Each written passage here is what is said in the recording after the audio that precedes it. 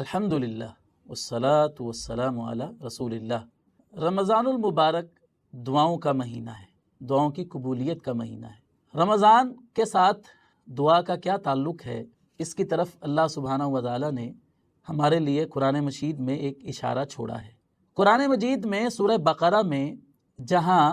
روزے اور رمضان کا ذکر ہے، روزے کے احکام و مسائل جہاں بیان ہوئے ہیں،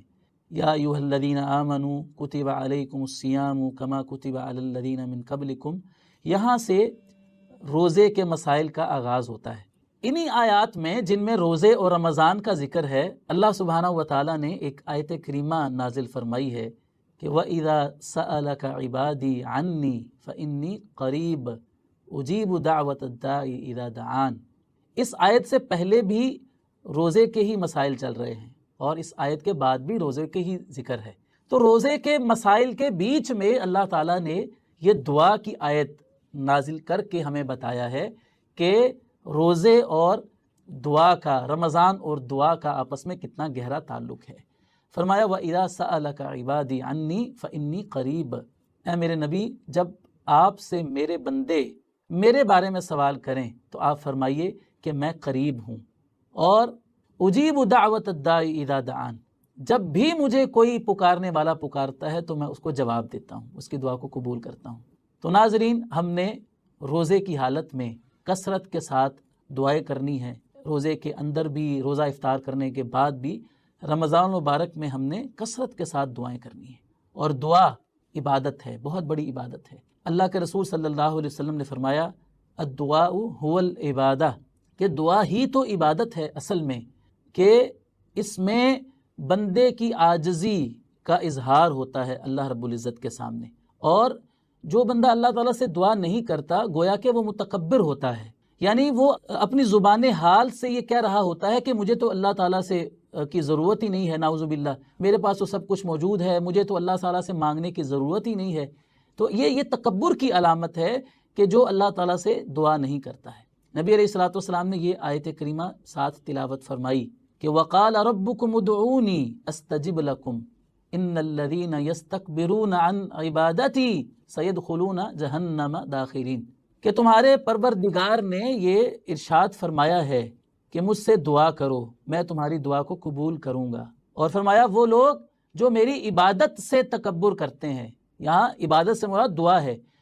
مجھ سے مانگنے سے جو بندے تکبر کرتے ہیں، مجھ سے مانگتے نہیں ہیں، تکبر کرتے ہیں، تکبر آڑے آ جاتا ہے دعا میں، تو فرمایا کہ ایسے لوگ ذلیل ہو کر جہنم میں داخل ہوں گے۔ تو معلوم یہ ہوا کہ اللہ تعالیٰ سے دعا نہ کرنا یہ تکبر ہے، اور ایسے متکبرین کو اللہ تعالیٰ جہنم میں داخل کرے گا۔ تو ہمیں اللہ تعالیٰ سے مانگنا ہے، اللہ تعالیٰ کو مانگنے والے لوگ پسند ہیں، جو اللہ سے نہیں مانگتے اللہ تعالیٰ ان سے ناراض ہوتا ہے۔ اور یاد رکھیے کہ ہم انسان تو ہیں ہی فقیر، اللہ غنی ہے، اور فقیر کا کام تو مانگنا ہوتا ہے نا، فقیر کا کام تو مانگنا ہوتا ہے، ہم اللہ کے فقیر ہیں، تو ہمارا کام مانگنا ہے، ہمیں ہمیشہ اللہ سے مانگتے ہی رہنا ہے۔ اور دعا کی اللہ تعالیٰ کے نزدیک کتنی اہمیت ہے، اللہ تعالیٰ کو مانگنے والے اور دعا کرنے والے لوگ کتنے پسند ہیں۔ نبی علیہ الصلوۃ والسلام نے فرمایا لیس شیء اکرم علی اللہ من الدعاء، اللہ تعالیٰ کے نزدیک دعا سے بڑھ کر کوئی قابل قدر چیز نہیں ہے، یعنی اللہ تعالیٰ کو اپنے بندوں میں سے وہی بندے پسند ہیں جو اللہ تعالیٰ سے دعا کرتے رہتے ہیں۔ تو ہم نے رمضان مبارک کے اندر کثرت کے ساتھ اللہ تعالیٰ سے دعائیں کرنی ہے، اور نبی کریم صلی اللہ علیہ وسلم نے یہ خوشخبری سنائی ہے کہ روزے دار کی دعا وہ خاص طور پر قبول ہوتی ہے۔ مختلف احادیث میں یہ بات موجود ہے کہ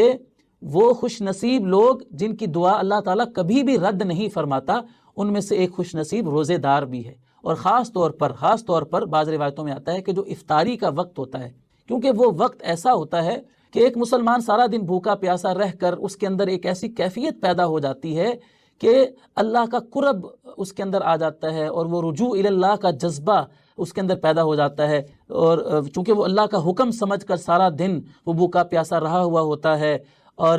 اللہ تعالیٰ کا وہ محبوب بنا ہوا ہوتا ہے، اس لیے کہ روزے دار کے تو منہ کی بو بھی اللہ تعالیٰ کو کستوری سے زیادہ پسند ہے، روزے دار اللہ کا بڑا پیارا ہوتا ہے۔ تو ایسے میں جب افطاری کے قریب وہ انتظار کر رہا ہوتا ہے اللہ تعالیٰ کے حکم کا کہ کب سورج غروب ہوگا اور میں روزہ افطار کروں گا، تو اس انتظار میں، اس کیفیت میں جب وہ اللہ تعالیٰ کے سامنے عاجزی کے ساتھ گڑ گڑاتے ہوئے اللہ تعالیٰ سے دعائیں کرتا ہے، تو اللہ تعالیٰ اس کی دعا کو کبھی بھی رد نہیں کرتا ہے۔ تو رمضان کا یہ ایک پیغام، ہم نے روزے سے یہ سیکھنا ہے کہ ہم نے اللہ تعالیٰ سے مانگنے کی عادت ڈالنی ہے، صرف رمضان میں ہی نہیں، رمضان کے بعد بھی ہمیشہ ہم نے اللہ تعالیٰ سے مانگتے ہی رہنا ہے، اس لیے کہ مانگنا عبادت ہے۔ اللہ تعالیٰ کو تو شرم آتی ہے، حدیث مبارکہ میں آتا ہے کہ اللہ تعالیٰ کو شرم آتی ہے کہ جب اس کے سامنے کوئی بندہ ہاتھ اٹھا لیتا ہے تو اللہ کو شرم آتی ہے کہ وہ ان اٹھے ہوئے ہاتھوں کو خالی لوٹا دے۔